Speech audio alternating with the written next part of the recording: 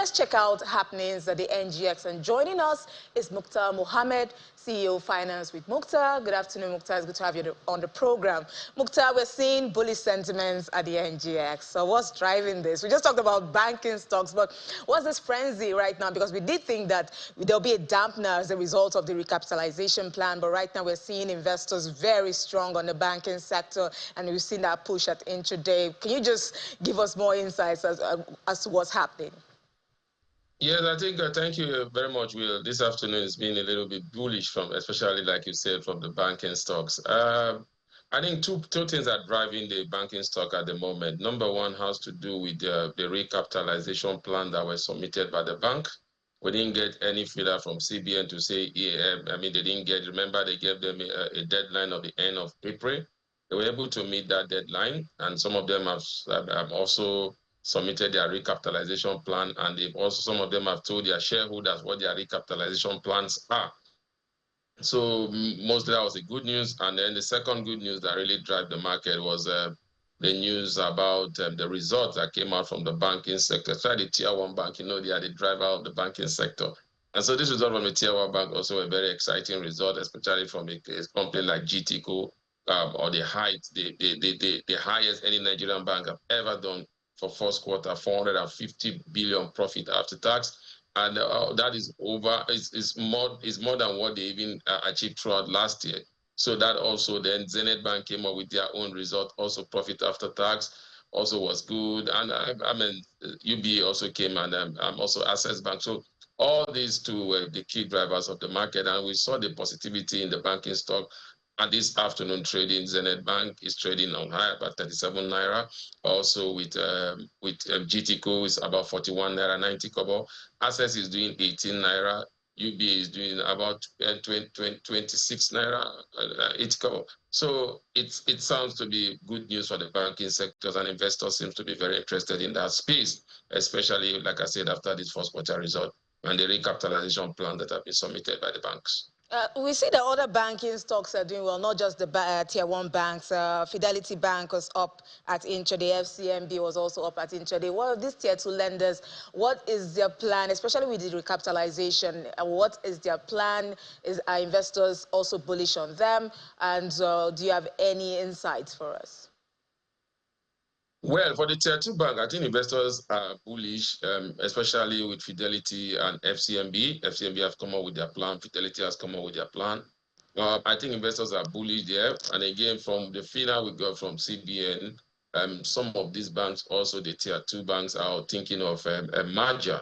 They're thinking of merger. No one seems to be thinking of acquisition. They're thinking of merger. So I think that also is what is driving that sector. But when you look at Fidelity Bank, based on what they've done over the years, especially since the coming of their new board, it has been very impressive. So investors are looking at that numbers from Fidelity Bank. FCMB, you remember, it's a holding company. They've been able to drive growth. They are paying the highest dividend they have ever paid this quarter. Same applies to Fidelity Bank. So I think for that quarter, we are seeing those. Even Sterling Bank also have come up with their own recapitalization plan. The only one that seems to be a little bit shrewd in a lot of issues has to do with maybe Wema Bank. People are still waiting which place direction. Stanbic IBTC also is doing where they've come up with their recapitalization plan. Even the big elephant, the first bank that are going through crisis, also have told us they have some plans already on ground. And you could see that also helping their stock to grow to about 28 naira at the start of intraday trading. But again, investors are still very cautious because still look at the first bank as a sector. It's a bank that is driven by power play of who wants to take controlling stake of that bank. So for now, it seems bullish for all of these banks going forward. And I think it's good time for investors that are in those banking shares.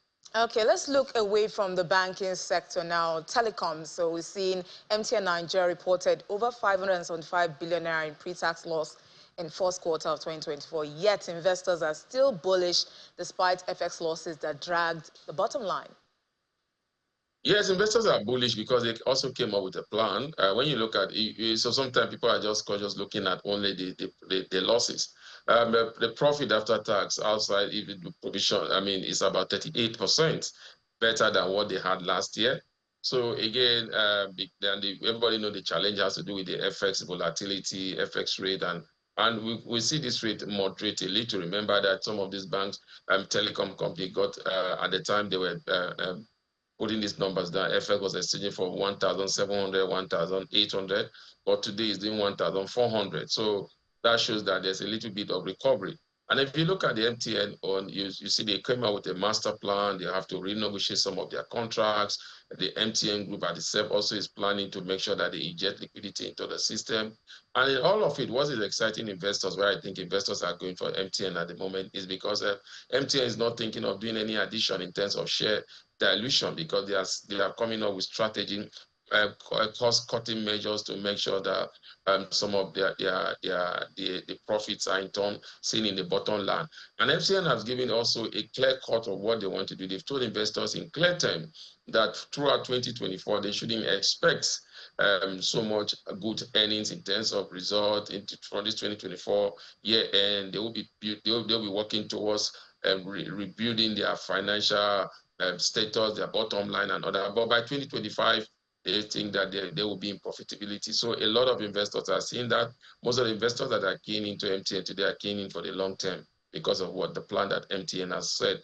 Like I said, there are cost-cutting measures they are put in place. They want to renegotiate some of their contracts, their mass contracts with some of their vendors.